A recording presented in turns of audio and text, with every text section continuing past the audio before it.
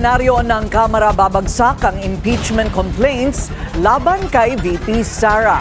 Matapos ang balita sa umano'y impeachment headcount ni House Majority Leader at Presidential son Sandro Marcos, umuulan naman daw ngayon ng pera. May mga kongresistang dumistansya rito. Mayroon din namang bumuelta. Narito ang exclusive agenda report ni Isaiah Mirafuentes ng Abante. Unang iniulat ng Billionaire News Channel ang mga umano'y usapin ng tila paghahanda ni Majority Leader at Presidential son Sandro Marcos para sa inaasahang botohan sa House Plenary kaugnay sa impeachment ni VP Sara. Sa ulat, ilalabas na rin umano mga for later release na pondo ng mga mambabatas. Walang kumakantang mambabatas tungkol dito sa ngayon. Si Manila 2nd District Representative Roland Valeriano wala raw nababalitaan.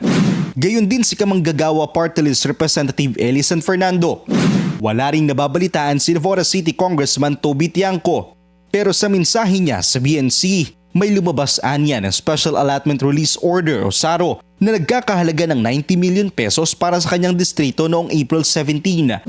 3 araw ito matapos ang pagdinig ng House Justice Committee kung saan lumantad sa pagdinig ang self-confessed bagman ni VP Sara na si Ramil Madriaga.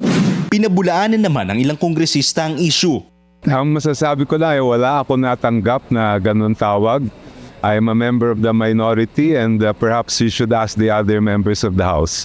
Well, inaasahan na natin na mayroong ganyan lalabas na mga balita at black propaganda pagdating dito sa usapin ng impeachment. Pero sa dulo, tandaan natin, constitutional mandate ng House of Representatives ang mag-initiate ng impeachment at eventually iakyat ito sa Senado.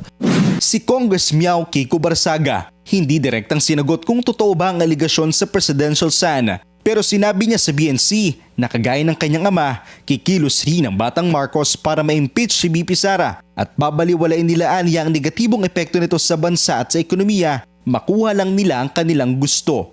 Para sa agenda, Isaiah Mirafuentes, Abante. Manatiling nakatutok sa Billionaire News Channel. Sumubaybay sa aming social media accounts at mag-subscribe sa aming YouTube channel para sa mga bago at eksklusibong balita.